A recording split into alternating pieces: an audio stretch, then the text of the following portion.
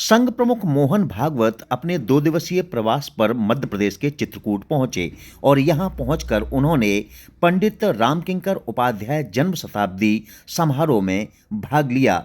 इस समारोह की शुरुआत धर्मनगरी चित्रकूट में युग तुलसी संत रामकिंकर उपाध्याय की जन्म शताब्दी समारोह की भव्य शुरुआत श्रीधर आश्रम में सोमवार को की गई। इस 3 दिवसीय आयोजन में संत समाज के प्रतिष्ठित संतों और कला जगत की नामचीन हस्तियों ने हिस्सा लिया। प्रमुख अतिथि के रूप में संत मुरारी बापू, महामंडलेश्वर संतोष दास महाराज और सुप्रसिद्ध भजन गायिका मालिनी अवस्थी की गरिमामय उपस्थिति में समारोह की शोभा बढ़ी।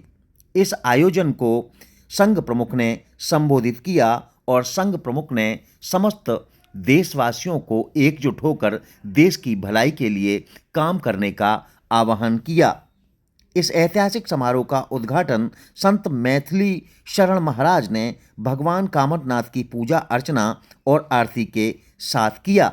समारोह में उपस्थित संत मुरारी बापू ने कहा कि राम का नाम सदा सनातन धर्म का दीप जलाए रखता है। लाखों कठिनाइयों के बीच श्री राम का चरित्र हमें सच्चाई की प्रेरणा देता है। रामकिंकर जी ने श्री राम के आदर्शों को जन जन तक पहुंचाने का कार्य किया। चित्रकूट की पवित्र भूमि में आकर मुझे नई शक्ति का अनुभव होता है। स्वामी श्रवणानंद महाराज ने मिथिला की प्रेम परंपरा का उल्लेख करते हुए कहा कि ईश्वर की कृपा से ही जीवन का उद्देश्य पूर्ण होता है। पद और प्रतिष्ठा का मान बढ़ाने के साथ ही उसे बिना अहंकार के निभाना आवश्यक है। यहाँ हम बता दें कि पिछले सोमवार से इस भव्य कार्यक्रम का चित्रकूट में उद्घाटन हुआ और इसमें देश के जाने माने संत जन मौजूद रहे। इस कार्यक्रम की गरिमा अपने आप में और भी अधिक महत्वपूर्ण इसलिए हो जाती है, यह कार्यक्रम न केवल चित्रकूट में बल्कि भारतवर्ष के अन्य कई सनातन स्थलों पर भी मनाया गया। अयोध्या में भी इस तरह के कार्यक्रम का आयोजन पंडित रामकिंकर उपाध्याय जन्म शताब्दी समारोह के रूप में आयोजित किया गया।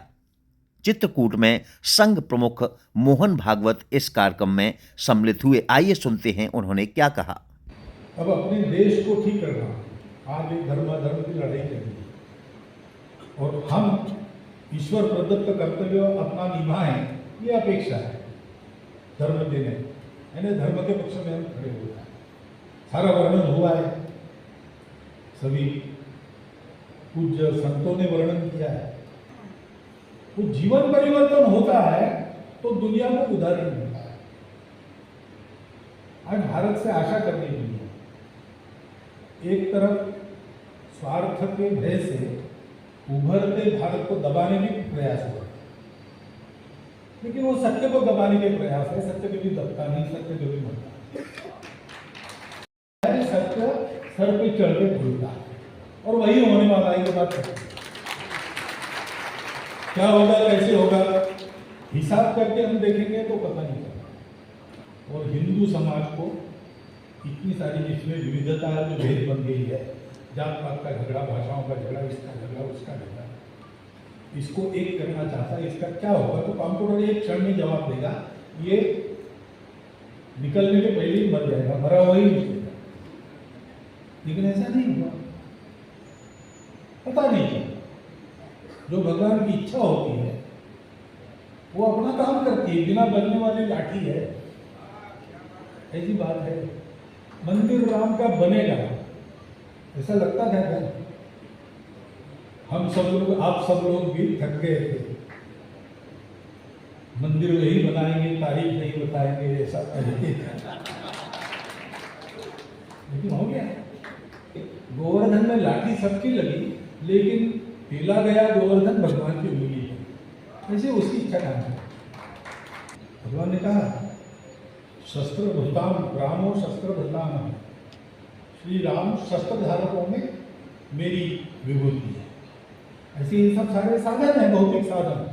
देश को बड़ा बनाना, दुनिया को राहत देना, ये भौतिक साधन संपत्ति चाहिए, लेकिन धारण करने वाला राम चाहिए।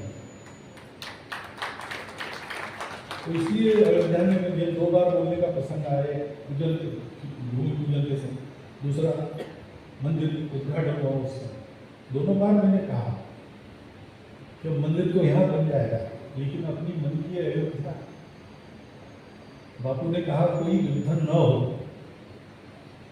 विश्व में कोई युद्ध न हो, इसलिए प्रत्येक मन की अयोध्या बनना आवश्यक है।